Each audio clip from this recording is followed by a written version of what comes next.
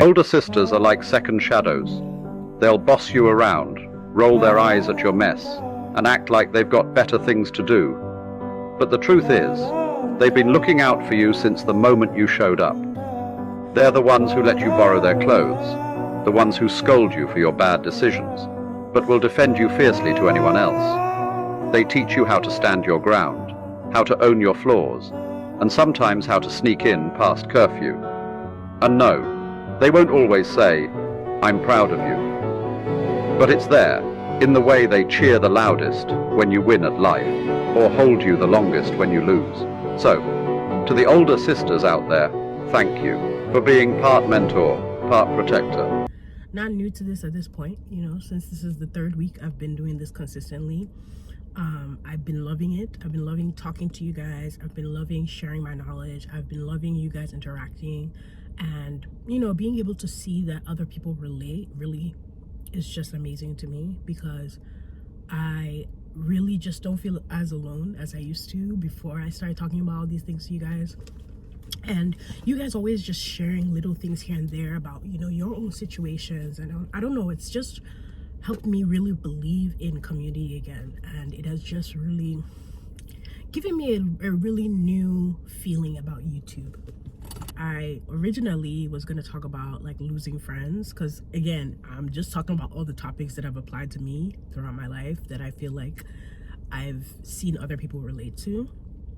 But today I just had such a draining day, and I felt as though I needed to talk about being a firstborn daughter in an African household.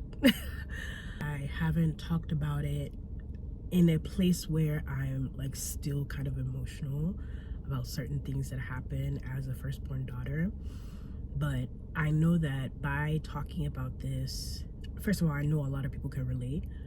Second of all, I just posted something on my stories just this morning that was like, firstborn daughters deserve to rest during the holidays. So I'm gonna start from the beginning as usual, so you guys can get a little bit of background on how I am as a firstborn daughter, how I was raised. I always feel like I like giving background, because it's always very important for you to know where somebody comes from so that you can understand where they are and how they are now. I am the firstborn daughter, and I have two younger brothers. They've been on my channel if you guys have been following me for a while.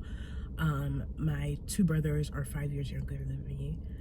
They're twins, so I basically was an only child for at least 5 years of my life, and all I can remember is pressure. Especially when the pressure first started. I've always been somebody who's very childlike, I would say that, in the sense that I just have a sense of childlike wonder. And growing up in Nigeria, it was never a thing to be proud of, because I was also a very sensitive kid. I didn't really know that I was sensitive, and I didn't even know that that was something that I could come out and say that wasn't a bad thing for a very long time. But I realized it's a part of me, and learning myself has made me put people around me that will respect my sensitivities. However, being the firstborn daughter gives you direct access to the parents. There's nobody who can intercede for you between your parents, so it's just you and your parents. And I've realized that the relationship you have with your parents is always going to be very different from that of your siblings. And for me, growing up, I always had expectations being placed on me that I genuinely always felt like I couldn't meet. I've always told you guys this. I've always been an artist. However, growing up, I was always confused as to what I wanted to do with my life, to be honest. And there was always just this pressure to do better in school. I really struggled, especially in the beginning of high school. I struggled so much to understand what was being taught. I struggled so much in just general things. I didn't really used to speak up for myself, because I didn't really understand that asking for help was like a good thing. So there's a lot of things that when I look back to that time period, I wish I could tell my younger self that I didn't have to put that much pressure on me from the pressure coming from my parents, and I could have just done what I felt like was right. But again, at that age, you're still trying to identify what is right and what is wrong in your terms. So going on to college, I think that was really where I started, embracing my identity a little bit more. But again, there was always just that pressure to do better, that pressure to always be doing, that pressure to get good grades. And I will say that I was one of those firstborns that really like raised my siblings. I was actually one of those firstborns that like I was actually pretty chill, like especially with my siblings. Actually, I used to play with them like they were my age mates. I didn't really used to like be like, oh well, you're older, you're younger. I never used to do that. I just kind of used to, I used to play soccer with them, because I loved having brothers, so I just was a very down to earth type of firstborn. But that also came with its own things, like disrespect here and there's some type of and it's so funny because it wasn't until I got older that I realized that older sibling respect actually doesn't come from the older sibling, and it comes from the way that the parent treats the firstborn and instills that discipline into the younger ones. But for me, I feel like the way I was being brought up, especially because I wasn't really doing well in school, it felt like my worth was tied to how well I did in school. And because I wasn't doing well in school, it almost felt like I didn't deserve respect from anybody, which was kind of weird. And I think that for the longest time, it made me really tie my worth to what I do in general, not even just like work or anything, like, but even productivity. And, looking back now, I don't understand why that was a thing. If you're in college right now, I just want to say this. I feel like it was just put on my heart to say, if you're in college right now and you feel like you're struggling and, you see other people around you getting good grades and not really understanding half of what you're doing, and, you don't really know where you're going, sometimes it's okay to kind of like take a step back and look within. Like, take a step back and really think to yourself, what would I be doing in this life if money wasn't attached to it? And I know that our world revolves around money. I get that. But I've always believed that if you do what you love, money will come later. Look at how many artists, or not even artists, let me even talk about just people who have even just gone to school, gotten their degree, done their thing. A lot of people, you see them going all the way to PhD level and spending all those years in school, and it's not until after they get that PhD level that they start earning the money that they need to have. And even with that, there's still pitfalls. There's still, you find a job or you're looking for jobs. Life isn't very linear. And sometimes I've realized that being in college can make you feel like you're always being weighed at a certain scale, that if you don't do a certain thing or if you're not getting good grades, that's like what your life is going to amount into. So I guess I'm just saying, like, if you're in college right now, don't just think that, oh, I'm not doing really well right now. Understand that you can do better. And even if you realize at some point that the course that you're doing isn't something you want to do, it's okay to change. And I feel like the only reason why I'm giving that little pit stop right there and then going on is because I wish somebody had told me that. I think that as a firstborn daughter, you always feel this need to like prove yourself to your parents. You get to see the sides of your parents that your siblings don't get to see, and you get to experience things that sometimes estrange you from your parents that you're not even able to explain. I didn't know that I had the choice not to get married or not at the age I got married, because I felt as though I felt this overwhelming sense of I had to be a role model, that I forced myself to do things that if I had sat down and thought about what I actually wanted that had nothing to do with all the other people around me or the things that I'd been taught, I would have picked a different path. And not that I regret where I'm at, because I genuinely believe that in this life, no matter how far we go, And no matter how things seem like mistakes or things are not meant to happen, they're all meant to happen to lead you to a certain place. Like, I've seen this quote where it's like, you ask God for courage and he will give you situations to be courageous in. You know, you ask God for discipline, he will give you situations to be more disciplined in. And those things aren't easy, but going through them will give you what you're asking for. So I feel like this part of my life, honestly, has been one of the most confusing parts of my life. But I've found such joy in finding my voice, but I've also found such joy in expressing myself and realizing that in this world, the one word that I love that I've just been so into lately is sonder. The insane awareness that everybody has a life and some people's lives are so similar to yours. And I know how much I enjoy watching people talk about certain things that help me in the moment. And that's why I started just being the person who wants to talk about all these things. Because eldest daughters, I think one of the things that set us apart, especially eldest African daughters, is our ability to hold in our pain. Our ability to hold in our pain is what really messes a lot of us up. I have been through so much in life, and I feel like it's only in the past couple of years that I've been able to articulate and identify how I feel about certain things and not been able to just store my anger and be able to actually express myself. Because one thing that an eldest daughter is going to do is mask. We're gonna, you know, even if you are the older daughter that raised their siblings, you want to be better. You want to make sure that you keep a bold face for your siblings, you know, hiding things from them to protect them. I know how much I felt when there was so much pressure on me. And every day I try to remind myself that that pressure is no longer there.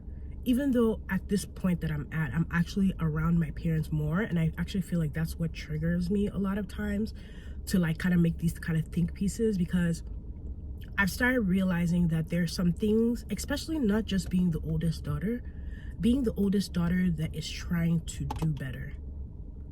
And when I mean do better, I don't mean do better in your job or being the first person in your family to become a millionaire. Those things are important.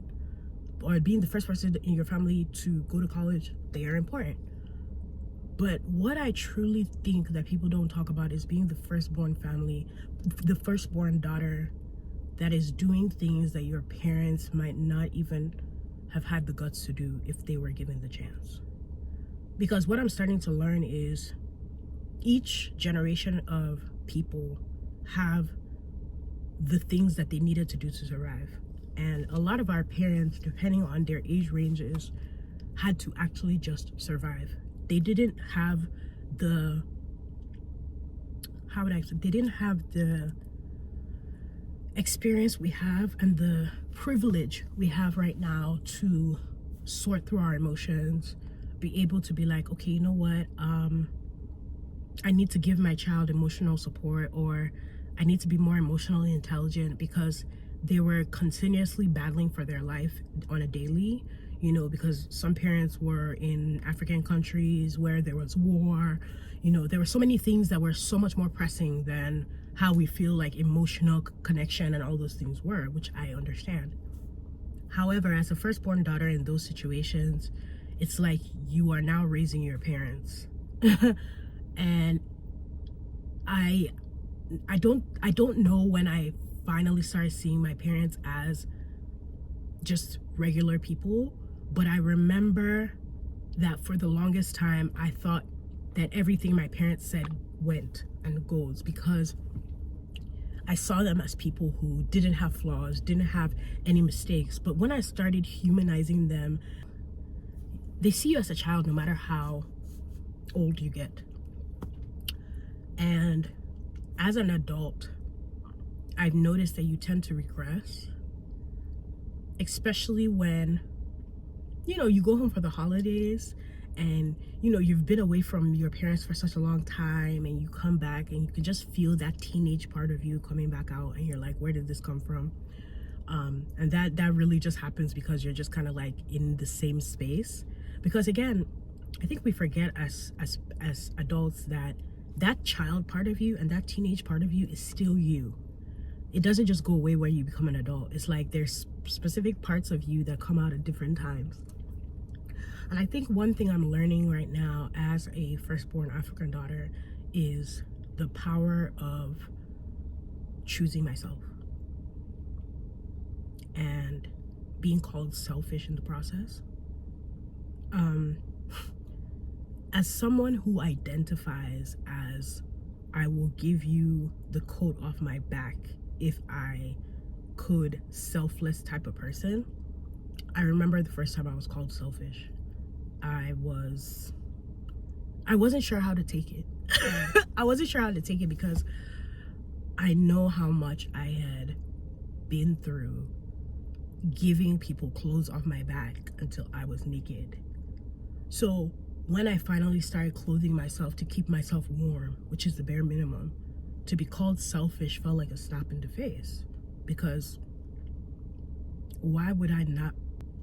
The second I started establishing boundaries, thinking more about how I felt about myself, being more selfish, which is okay. It's okay to be selfish. Especially because I knew that I struggle mentally with a lot of stuff. It took me a while to accept being called selfish because I knew now that, like, no, regardless, I was the only one that could take care of myself properly. And it also goes hand in hand in with resting.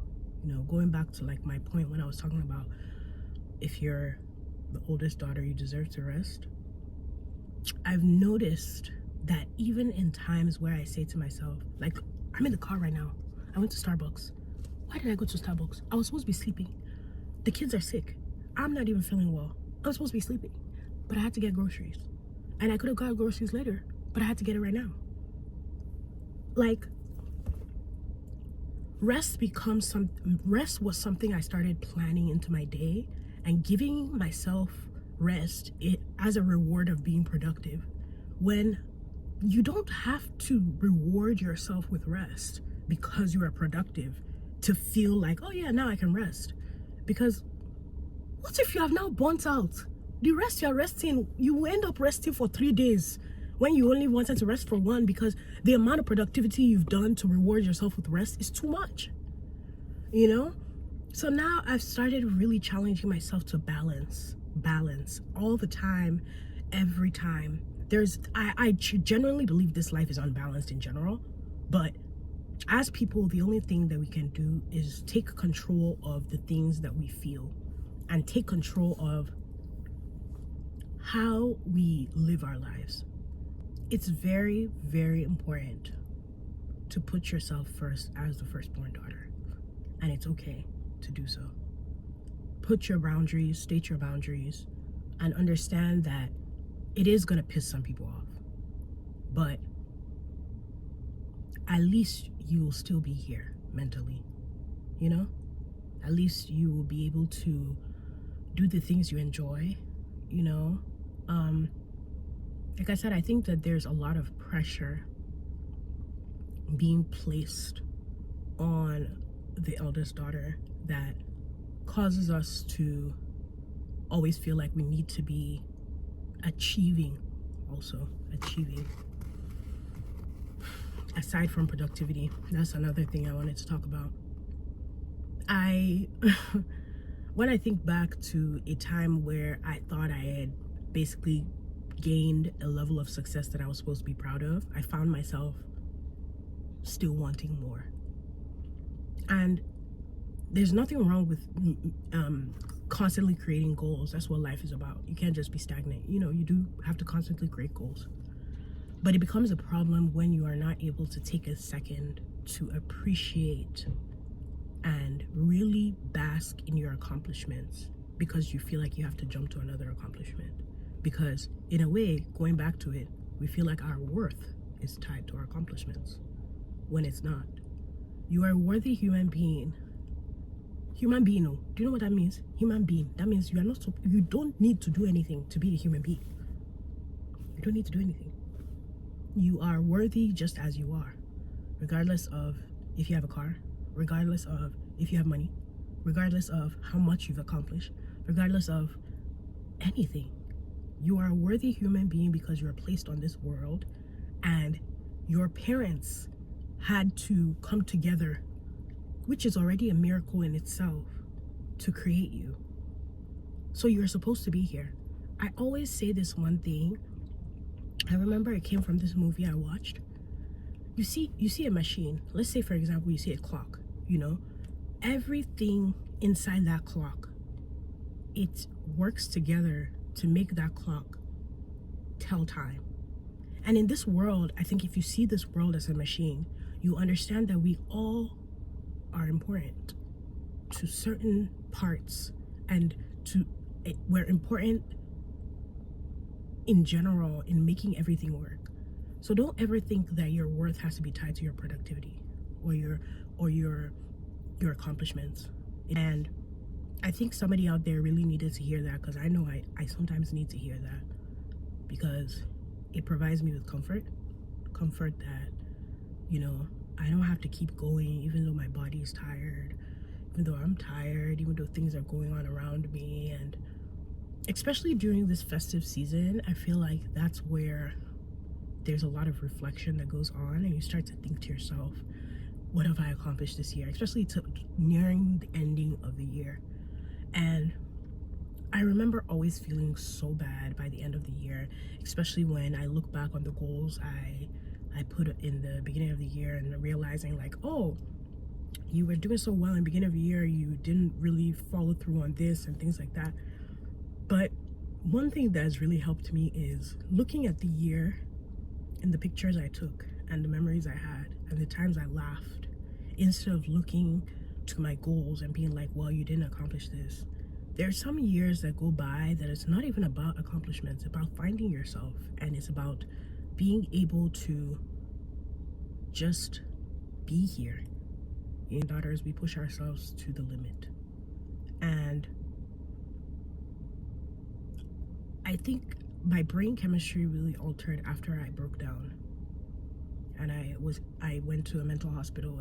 I talk about this all the time, and I know it sounds redundant, but every single time I talk about it in hopes that another person hears it, so that they will understand that it's not until something bad happens that you start to rest, or you start to take care of yourself, or you start being more selfish. Something bad doesn't have to happen to you.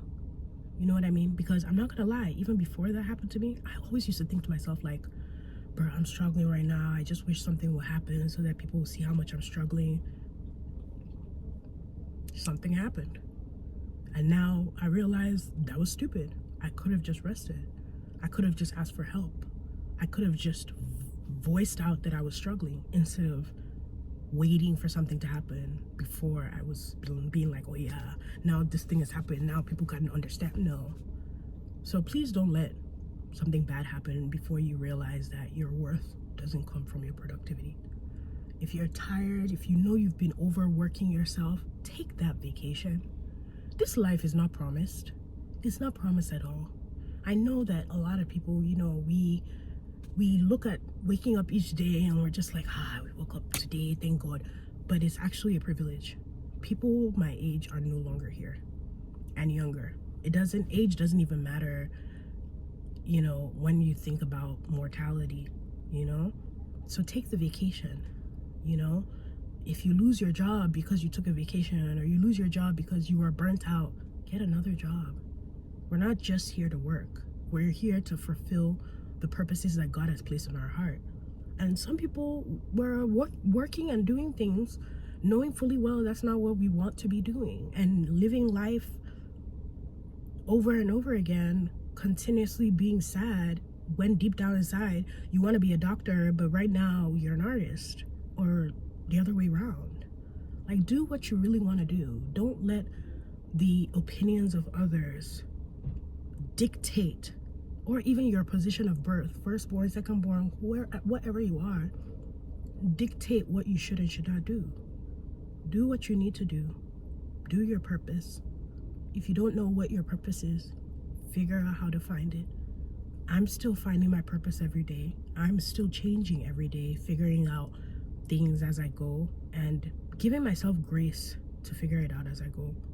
Because that's the one thing that I think we don't do. I think as firstborn daughters, we are always, we feel like we need to know everything. We need to make sure we know everything. And sometimes we don't know, you know, and that's okay. We don't have to be perfect. You don't have to be perfect. Okay? Do you understand? Yeah, I know. You're watching me. You don't have to be perfect. Perfection doesn't exist. It doesn't exist. And even somebody who in the back of your mind you're thinking is perfect, and I say this all the time, you don't know what their real life looks like. Everybody has imperfections. So you don't have to be perfect. Just be you. Regardless of if that pisses somebody off or not. Because that's the best you can do. You are not born to be somebody else. No matter how everybody's like, we're all unique, we really are. There could be another girl wearing blue with red hair, but is not Nigerian and doesn't have my same name.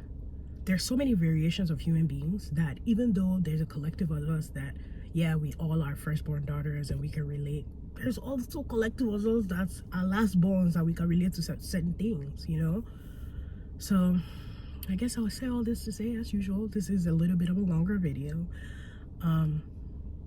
It's okay to rest for the holidays. It's okay to rest before the new year. It's okay to take some time out to reflect on your year. It's okay if you didn't meet all your goals. And it's also okay to be selfish as a firstborn daughter. If you notice, that was the last thing I said, because that's important. Being selfish as a firstborn daughter helps you to save yourself when all you want to do is save others. So once again, thank you guys so much for hearing me out and always kind of supporting me. Is this the last video of the year? This is the last video of the year. We thugging it out every Friday. I've been dropping it for y'all. What you think? Let me stop. But I'm really glad that I've, kind of tried to be consistent, and this format of video is working for me. But thank you guys for listening. And as usual, this is always a conversation. Let me know how you feel. If you are the firstborn daughter or you've seen a friend that's a firstborn daughter, let me know in the comments down below, and I will talk to you guys in my next video. And Happy New Year and Merry Christmas. Bye.